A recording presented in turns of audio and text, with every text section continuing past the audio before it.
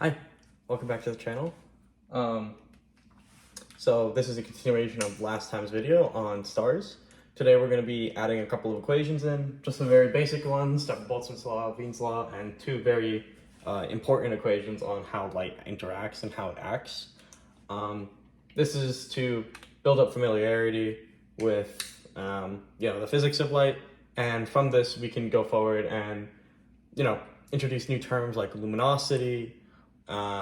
We can calculate things like luminosity. We can calculate the temperature of objects like the sun or farther distance or farther stars. We can understand what spectrums are and how we can use that information of a spectrum to analyze the star that it came from. So starting off, we have probably the most basic law in in optic physics, which is C equals lambda nu. And this equation basically relates the wavelength and the frequency of a photon, or of the light. And C represents the speed of light. So we know that in terms of units, we're going to have in meters per second, right? Because we're in SI units. These are the most simplified units, the most widely used units, meters per second, right? And from that, we can gather what the units of these are. Because we know what lambda is, because lambda in optic physics is always a wavelength. So lambda must be measured in meters, right? And now we have this we have this nu, and nu is the frequency of the wave. And you may have learned that frequency, I'm just gonna write it as an F, it's never, so you'll find people denote it as this nu. You'll also find people denote it as a lowercase f. It means the same thing, it's frequency, but it's equal to 1 over a period. And a period is a measurement of time, so frequency must be a measure of 1 over time, also known as a hertz. So from this last time, I had kind of drawn up a small little electromagnetic spectrum. So on the spectrum, I had radio waves, microwaves, infrared, visible, UV, X-rays, and gamma rays. And I had said that as you go, from radio to gamma, that your wavelength is going to decrease, but your frequency is actually going to increase. And as you can see from this equation, that makes perfect sense, right? If you increase the frequency, you have to decrease the wavelength to keep this side of the equation always equal to C, right? As such, we can say that they're inversely proportional, and therefore, when we go to the next equation, when we base something off of nu, we're going to also see the proportionality follows through. Now, as I said, the next equation, this one relates the energy of the photon to its frequency.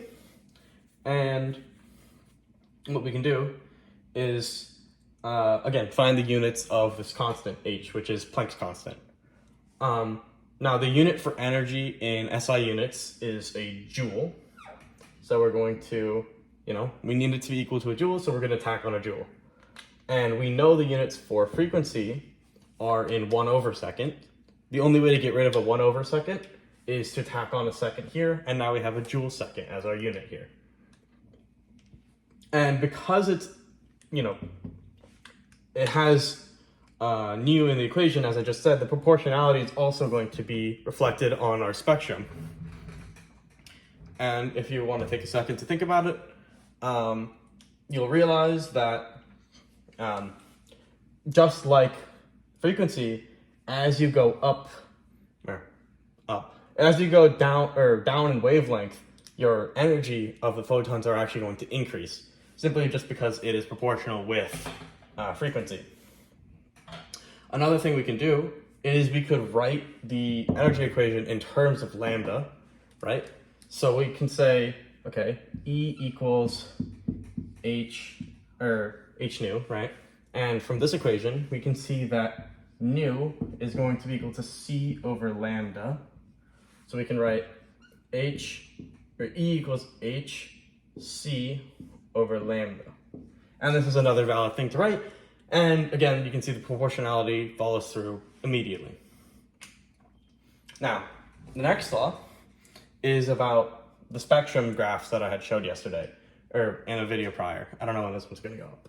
But as you can see, we have the exact, very similar graph to what I had shown yesterday, with the intensity of a wavelength being plotted against the ranges of the wavelength that the spectrum shows. And this law will allow us to essentially basically look at the peak of the wavelength and figure out exactly what the highest peak of the spectrum is, just from the temperature of the surface that's emitting it. So,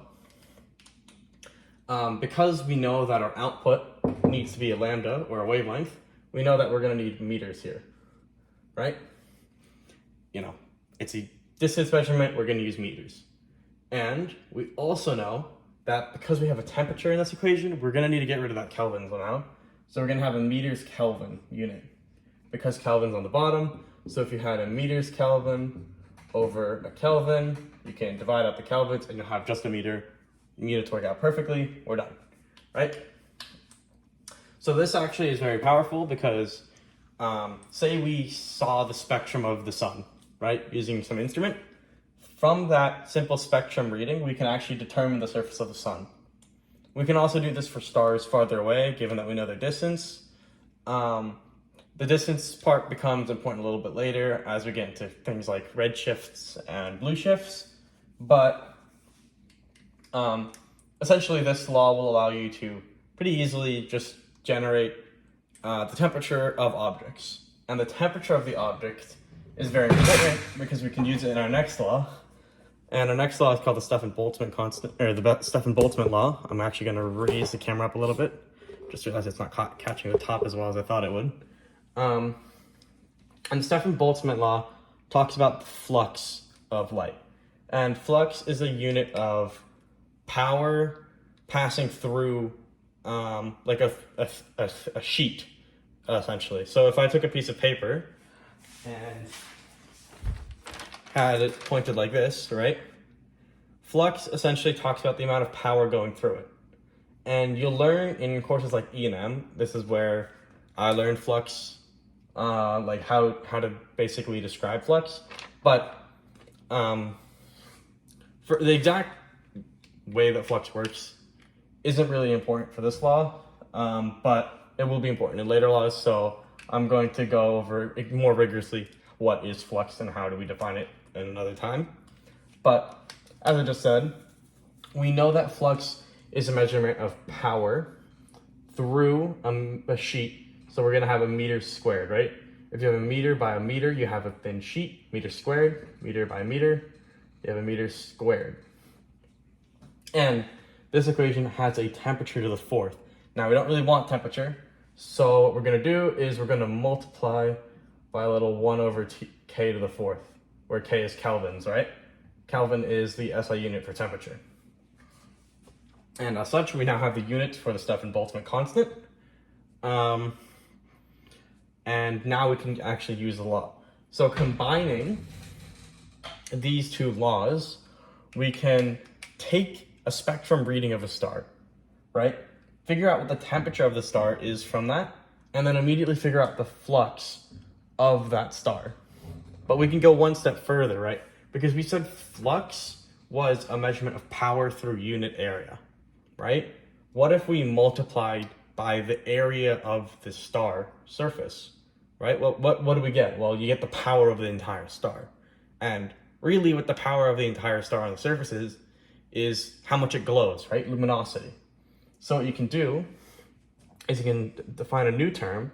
Luminosity is equal to 4 pi r squared. And I'm getting that because that is the surface area of a circle. And, you know, stars are, or surface area of a sphere, sorry. And stars are spherical. So we're going to use the surface area of the sphere. And, you know, this is going to become a unit of meters squared, right? Because radius is going to be measured in meters. Meters squared, pi has no units. So we're going to get a unit because this is going to be in watts per meter squared.